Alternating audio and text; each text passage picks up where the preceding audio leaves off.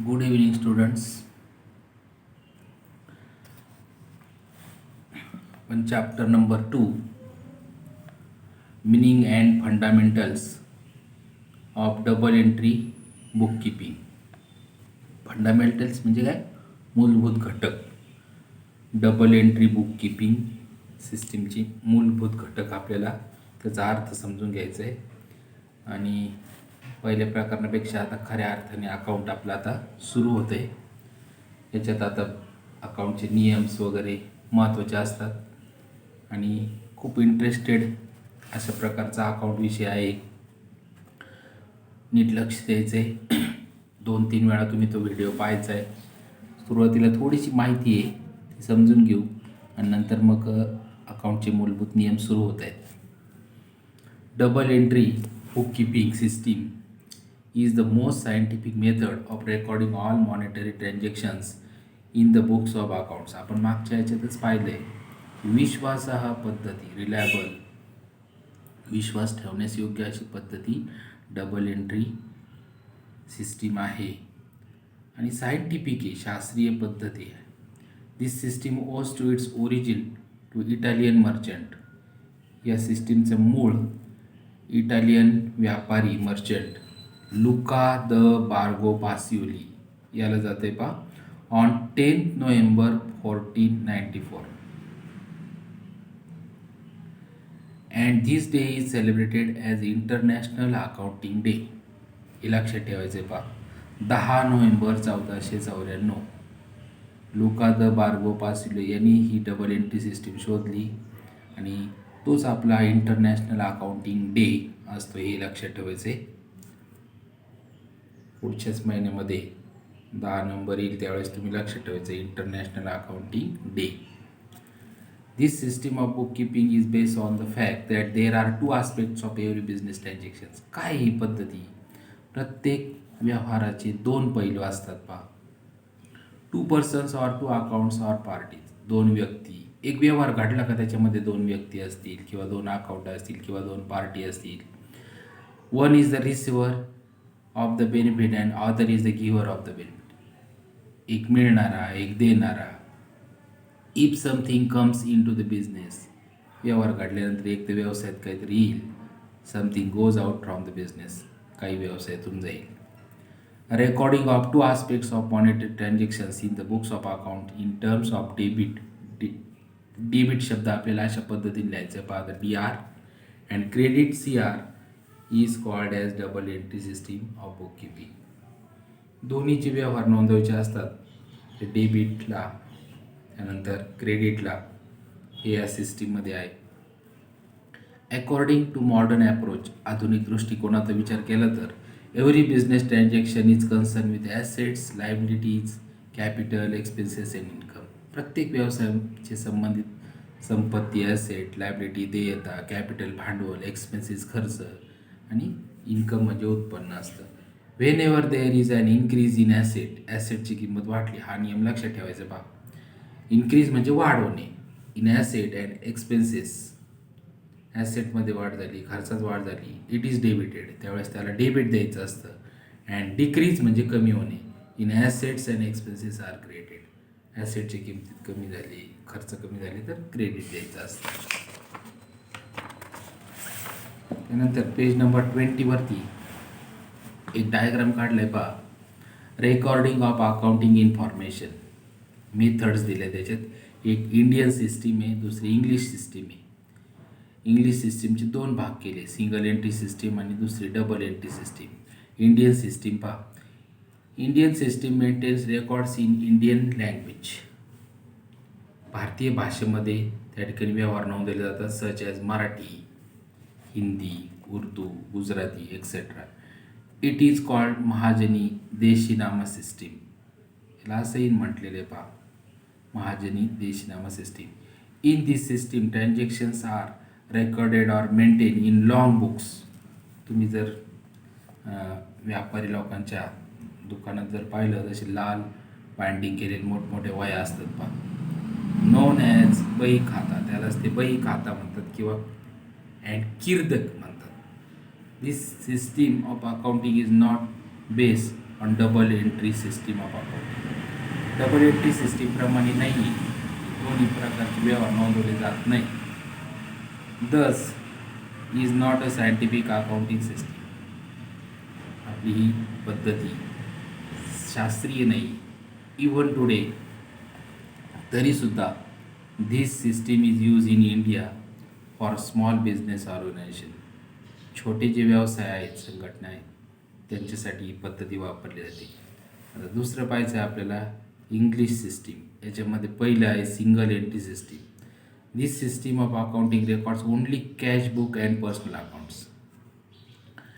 या सिस्टीममध्ये फक्त कॅश बुक, रोखीचे व्यवहार, पर्सनल अकाउंट, व्यक्तिगत व्यवहार नोंदवले जातात. It is unscientific method. ही सुद्धा शास्त्रीय पद्धत नाही. And also known as and incomplete recording system. अपूर्ण अशी पद्धत याला म्हटलेली, because it changes with the convenience of business for recording transactions. व्यवसायाच्या स्वरूपानुसार याच्यात बदल होत असतो व्यवहार नोंदवण्याच्या. This system of accounting does not provide accurate information. आपल्याला अचूक माहिती मिळत नाही अबाउट द फायनान्शियल पोझिशन, आर्थिक स्थितीबद्दल of business, and it is suitable for small business. छोट्या व्यवसायासाठी ठीक आहे ही पद्धती. आता जी पद्धती आपल्याला पाहिजे इंग्लिश सिस्टीमचा दुसरा प्रकार आहे double entry system. Double entry system is the most scientific method of recording all business transactions in the books of accounts. ही शास्त्रीय पद्धती आहे under this system double or two fold effects of each transaction is recorded. प्रत्येक व्यवहाराचे असे दोन परिणाम नोंदवले जातात. According to double entry book keeping system, one account is to be debited. या पद्धतीनुसार एका अकाउंटला डेबिट दिलं जातं and another account is to be credited with equal amount. आणि दुसऱ्या अकाउंटला क्रेडिट दिलं जातं त्याच रकमेने. Every debit has an equal and corresponding credit. प्रत्येक डेबिटला त्याच्या विरुद्ध क्रेडिट असतं ऑफ द सेम अमाऊंट, त्याच रकमेचं. Is the basic principle of double entry system. हे याचं मूळ तत्व आहे, लक्षात ठेवायचं. त्यानंतर पेज नंबर 21वर एक छोटंसं डायग्राम आहे परत दिलेला. Important elements of double entry book keeping system. महत्त्वाचे घटक दिलेले आहेत याच्यामध्ये. पहिलं सांगितलं आहे ड्युएल इफेक्ट्स ऑफ ट्रान्झॅक्शन. दोन प्रत्येक व्यवहाराचे दोन परिणाम होत असतात. त्यानंतर रेकॉर्डिंग ऑफ ट्रान्झॅक्शन्स जर्नल, त्याची नोंद केली जाते जर्नलमध्ये. तिसरं पोस्टिंग एंट्रीज टू लेजर. नंतर त्या नोंदवलेल्या जर्नलचं लेजर पोस्टिंग केलं जातं. Balancing of ledger accounts. नंतर लेजर अकाउंटचं बॅलन्सिंग केलं जातं, म्हणजे टॅली केले, सारखे बेरीज केली जाते. प्रिपरेशन ऑफ ट्रायल बॅलन्स, त्याच्यानंतर मग त्याच्यापासून ट्रायल बॅलन्स तयार करतात. आणि last preparation of final accounts, आणि नंतर मग त्याच्यापासून आपल्याला फायनल अकाउंट तयार केले जातं. डेफिनेशन दिलेली of double entry system is as follows. Every business transactions has two fold effect and that it affects two accounts in opposite directions. प्रत्येक व्यवहाराचे दोन परिणाम घडले जातात विरुद्ध असे. And if a complete record is to be made of each such transaction it would be necessary to debit one account and credit another account. एकाला debit, दुसऱ्याला credit. It is this recording of to fold effect of every transactions. प्रत्येक व्यवहाराचे असे दोन परिणाम नोंदवणं that has given rise to the term double entry. त्यालाच त्या ठिकाणी डबल एंट्री म्हटलेले. J.R. पाटली हा नावाचे तज्ज्ञ त्यांनी ही केलेली डेफिनेशन आहे. आता principles of double entry book keeping system, तत्व काय त्याच्यामध्ये याच्यामध्ये टू इफेक्ट्स डेबिट आणि क्रेडिट ही महत्त्वाचे तत्व असतात. प्रत्येक व्यवहारामध्ये दोन परिणाम होतील, एक डेबिटला लिहायचं, एक क्रेडिटला लिहायचं, त्या सारख्याच रकमेने. त्यानंतर दुसरं प्रिन्सिपल काय, two account means one is the receiver. एक रिसिव्हर असेल of the benefit and other is the giver of the benefit. दुसरं देणार, रिसिव्हर आणि गिव्हर असेल. तिसरं तत्व याचं, if one account is debited other account must be credit. एकाला डेबिट दिलं का दुसऱ्याला क्रेडिट द्यायचं. Every debit has equal and corresponding credit of the same amount. सारख्या रकमेचं डेबिटला जेवढी रक्कम लिहिली तेवढीच रक्कम क्रेडिटला लिहिली जाते. Advantages of double entry book keeping system, काय फायदे पाहिजे. कंप्लीट रेकॉर्ड, या पद्धतीनुसार पूर्ण नोंद होत असते under this system of all business transactions are record. सर्व व्यवहार नोंदवले जातात. This method is scientific and record both the aspect of each transactions. त्यानंतर ॲक्युरेसी म्हणजे अचूकता. In this system both aspects are recorded in the books of accounts, so it gives complete accuracy in accounting work. It also checks arithmetical accuracy, गणितीय अचूकता check होती. त्यानंतर business results, all expenses, losses, incomes, gains, liabilities. खर्च, तोटे, उत्पन्न, gain म्हणजे फायदा, liability देयता, ॲसेट्स, डेटर्स म्हणजे ऋणको अँड क्रेडिटर्स म्हणजे धनको. All these transactions are recorded. सर्व व्यवहार नोंदवले जातात. Therefore it helps to find out accurate business results. व्यवसायाचं आपल्याला अचूक ज्या ठिकाणी परिणाम शोधता येतो ऑफ पर्टिक्युलर अकाउंटिंग पिरियड, विशिष्ट कालावधीपर्यंत. कॉमन ॲक्सेप्टन्स, सर्वसामान्य अशी स्वीकृती दिलेली आहे सगळ्यांनी. It is widely accepted since it follows universal accounting principles. सर्वसमावेशक असे अकाउंटचे तत्व याच्यात आहेत. Double entry system is accepted by financial institutions. आर्थिक संस्था, गव्हर्नमेंट अथॉरिटीज, सरकारी अधिकारी सगळ्यांनी ही पद्धती स्वीकारलेली आहे. त्यानंतर कॉन्व्हेन्शनल अकाउंटिंग सिस्टीम म्हणजे ट्रॅडिशनल म्हणजे जुनी पारंपरिक. Conventional accounting system is based on practicability. Accounting convention means rules which by common agreement are used in accounting. However, there is no clear information of rules between concepts and conviction. Indian system of accounting is the example of conventional accounting. जुनी पारंपरिक पद्धती भारतीय पद्धती आहे. This system does not follow principles of double entry system. हे आपण आत्ताच पाहिलं. डबल एंट्रीचे तत्व याच्यात फॉलो होत नाही इंडियन सिस्टीममध्ये. इट इज इनकम्प्लीट म्हणून सिस्टीम, म्हणून त्याला अपूर्ण पद्धती म्हणतात of recording the business transactions. आता आपल्याला पाहिजे क्लासिफिकेशन ऑफ अकाउंट्स. आता महत्त्वाचा भाग सुरू होतो, नीट लक्ष द्यायचे पहा. वर्गीकरण अकाउंटचं. An account is a summarized record of transactions relating to a particular person. सारांश नोंद असते पहा एखाद्या विशिष्ट व्यक्तीशी संबंधित. मग ते व्यक्तीचे ॲसेट्स, संपत्ती असेल, लायबिलिटी, देयता असेल, particular head of expenses of income recorded at one place. In day to day business activity large number of business transactions take place. दररोजच्या व्यवहारात अनेक व्यवहार घडत असतात पहा व्यवसायामध्ये. It affect the several account. त्याच्या अनेक अकाउंट्सवर परिणाम होतो पहा. At the end of certain period of time it is necessary for the businessman to balance the accounts. मग शेवटी ते सर्व व्यवहारांची त्या ठिकाणी बॅलन्सिंग करणं, बेरीज करणं आवश्यक असतं. To find out the information like total capital म्हणजे त्या ठिकाणी एकूण भांडवल किती, टोटल लायबिलिटीज अँड ॲसेट्स, देणं किती, संपत्ती किती, total income and expenses etcetera of the business, हे शोधण्यासाठी. Definition of account. अकाउंटची डेफिनेशन केलेली पहा. And account is summarise record. Account म्हणजे काय? सारांश केलेले रेकॉर्ड, नोंद असते पहा of transactions affecting one person. एखाद्या व्यक्तीशी संबंधित व्यवहारांची. One kind of property or one class of gain or loss. एक प्रकारची संपत्तीची नोंद, त्याच्या फायद्याची, त्याच्या तोट्याची. जी आर पाटलीपा या तज्ज्ञांनी केलेली व्याख्या आहे. अजून एक तज्ज्ञांनी केलेली व्याख्या पहा. An account is a ledger record in a summarise form of all the transactions. सारांश स्वरूपात सर्व व्यवहारांची नोंद that have taken place within the particular person or thing specified. आता महत्त्वाचं तक्ता आहे, नीट लक्ष द्यायचं आहे पहा. पेज नंबर 22 काढायचं आहे सगळ्यांनी पहा. Classification of accounts. अकाउंटचे दोन पद्धतीमध्ये वर्गीकरण होतं पहा. एक पर्सनल अकाउंट्स असतं आणि एक इम्पर्सनल अकाउंट्स. पर्सनल म्हणजे व्यक्तिगत आणि हे व्यक्तिगत नसलेलं. मग याचे पर्सनल अकाउंट्सचे 3 प्रकार पडलेले आहे पहा. नॅचरल पर्सन अकाउंट, नॅचरल म्हणजे नैसर्गिक. त्यानंतर आर्टिफिशियल पर्सन अकाउंट, कृत्रिम म्हटलेले. आर्टिफिशियलचा अर्थ कृत्रिम ध्यानात ठेवायचं. आणि रिप्रेझेंटेटिव्ह पर्सनल अकाउंट, प्रतिनिधीचा अकाउंट. मग नॅचरल पर्सनल अकाउंटमध्ये कोणकोणते असतात? सगळ्या व्यक्तीमध्ये. मग उदाहरणार्थ पहा, सुनीताचा अकाउंट, अशोकचा अकाउंट, सुहाचा अकाउंट. तुमचं नाव टाकून तुमचं पण अकाउंट करते. तर आर्टिफिशियलमध्ये कृत्रिममध्ये म्हणजे ही व्यक्ती तसे जिवंत नसतील पण कृत्रिमपणे त्याला नाव दिलेलं असतं आणि ते सगळं काम पाहत असतं. उदाहरणार्थ पहा, पुणे म्युन्सिपल कॉर्पोरेशन किंवा राहुरी म्युन्सिपल कॉर्पोरेशन, महानगरपालिका.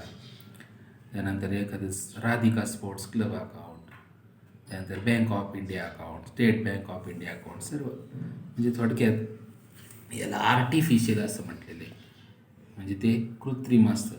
त्यानंतर रिप्रेझेंटेटिव्ह म्हणजे प्रतिनिधीचं म्हटल्यावर आउटस्टँडिंग एक्सपेन्सेस अकाउंट, खर्च देणं असेल, प्रीपेड एक्सपेन्सेस अकाउंट, आगाऊ खर्च भरलेला असेल, income received in advance account, हे सगळे प्रतिनिधीचे अकाउंट आहेत. आता आपल्याला पाहायचं आहे इम्पर्सनल म्हणजे व्यक्तिगत नसलेलं. याचे मुख्य 2 प्रकार पडले ते, एक रिअल अकाउंट आणि दुसरं नॉमिनल अकाउंट. तर रिअल अकाउंटचे परत 2 प्रकार पडले, टँजिबल रिअल अकाउंट आणि इनटँजिबल रिअल अकाउंट. टँजिबल याचा अर्थ लक्षात ठेवायचं आहे, डोळ्याने दिसू शकणारं, स्पर्श करता येणारं, टच करता येणारं, थोडक्यात त्याला टँजिबल रिअल अकाउंट म्हणतात. याच्यामध्ये उदाहरण दिलं पहा, उदाहरणार्थ computer account, cash account, machinery account, हे सगळे टँजिबल रिअल अकाउंटचे उदाहरण आहेत. त्यानंतर इनटँजिबल रिअल अकाउंट म्हणजे अदृश्य, थोडक्यात डोळ्यांनी दिसू शकत नाही, स्पर्श करता येत नाही. उदाहरणार्थ गुडविल अकाउंट, गुडविल म्हणजे नावलौकिक. त्यानंतर पेटेंट म्हणजे हक्क आणि कॉपीराईट्स, विशिष्ट प्रकारचे हक्क असतात त्याचा, पुस्तकावर किंवा एखाद्या CD प्लेअर, कॅसेटवर कॉपीराईट्स हक्क असतात पहा. हे 2 आपण पाहिले रिअलमधले. त्यानंतर आता नॉमिनल अकाउंट्सचे परत 2 प्रकार पडलेले आहेत. नॉमिनल अकाउंटच्या प्रकारामध्ये पहा, एक एक्सपेन्सेस अँड लॉसेस आहे, खर्च आणि तोट्याचं, आणि दुसरं इन्कम अँड गेन्स आहे, उत्पन्न आणि फायद्याचं. आता एक्सपेन्सेस अँड लॉसेसमध्ये पहा, स्टेशनरी अकाउंट, स्टेशनरीचं खर्च आहे, परचेसेस अकाउंट, खरेदीचं खर्च आहे, ॲडव्हर्टाइजमेंट अकाउंट, जाहिरातीचं खर्च आहे, हे एक्सपेन्सेस अँड लॉसेसमध्ये येतं. त्यानंतर इन्कम अँड गेन्समध्ये बघा, इन्कम अँड गेन्समध्ये इंटरेस्ट रिसिव्ड अकाउंट, व्याज मिळणार आहे ते मिळते. त्यानंतर डिस्काउंट रिसिव्ड अकाउंट, डिस्काउंट मिळालं आहे आपल्याला. सेल्स अकाउंट, विक्री केलेली आहे, आपलं उत्पन्न आहे, ठीक आहे ना, इन्कम आहे. अशा पद्धतीने नॉमिनल अकाउंटचे 2 प्रकार पाहिले. हे याला संपूर्ण येतात, त्याला क्लासिफिकेशन ऑफ अकाउंट म्हणतात. 2-3 वेळा हा तक्ता वाचायचा आहे, पाहायचं आहे पुस्तकामध्ये, आणि हा तक्ता आपल्याला वहीमध्ये नोट डाऊन करायचा आहे. मी तुम्हाला तो नोट्समध्ये देणार आहे, त्याच्यामुळं आत्ता नाही लिहिलं तरी चालेल, आत्ता फक्त वाचून काढायचं आहे. आता आपल्याला प्रत्येकाची डिटेल माहिती परत इथं दिलेली आहे पहा. Each type of account is explain below with example. Personal account, आता हे पर्सनल अकाउंटमध्ये पहा, this account represents a person and group of persons, व्यक्ती किंवा व्यक्तींचा समूह, विथ हुम बिझनेस डील्स, ज्याशी व्यवहार घडत असतात. These accounts are classified into following 3 categories. 3 प्रकार पडलेले. एक नॅचरल पर्सन अकाउंट, याच्यामध्ये पहा accounts relating to individual human beings, व्यक्तिगत मानवी. फॉर एक्झाम्पल राजेश अकाउंट, आत्ता जे उदाहरण दिलं ना आपल्याला तेच, पण त्याच्यात फक्त वेगळे नाव होते, सुनीता, अशोक, सुहास होतं 22 पानावर, तेच परत इथं सांगितले. Rajesh account, Sumit account, Sushma's account, Vaibhav's account. त्यानंतर दुसरं सांगितले प्रकार artificial person. Artificial person means includes accounts of organisation, संघटना असतील, असोसिएशन असतील, संस्था असतील, which are created by law, कायद्याने तयार झालेले असतात. फॉर एक्झाम्पल पहा, bank of Maharashtra account, ABC company account, recreation club account. त्यानंतर आहे रिप्रेझेंटेटिव्ह पर्सनल अकाउंट, प्रतिनिधीचं. These accounts represent a certain person or group of person in business dealing, विशिष्ट व्यक्ती किंवा त्याचा समूह. Accounts relating to outstanding and prepaid items are called representative personal account. याचे example दिले पहा, outstanding rent account, income received in advance account आणि prepaid wages account etcetera.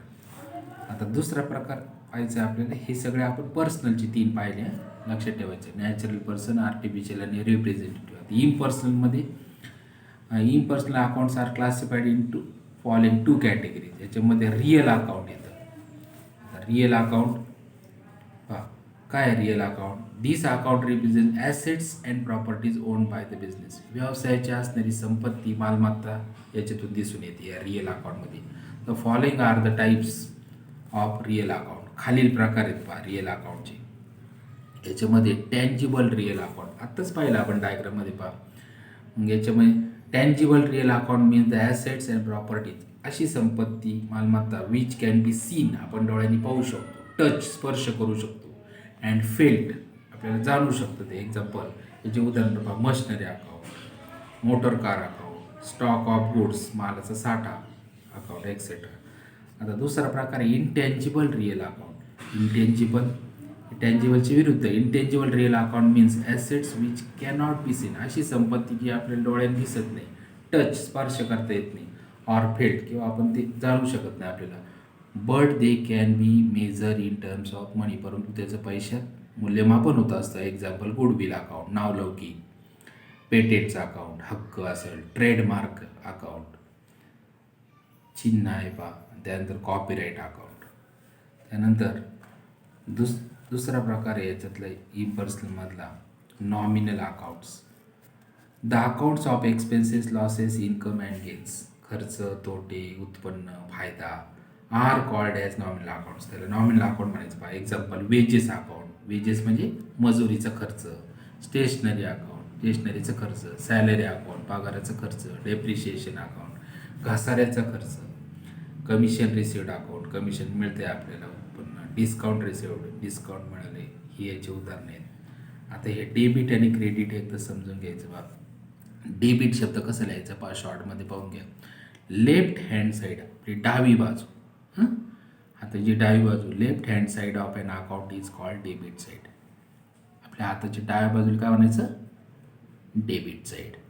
Credit side पहा, credit side right hand side of an account, अकाउंटची उजवी बाजू is called credit side.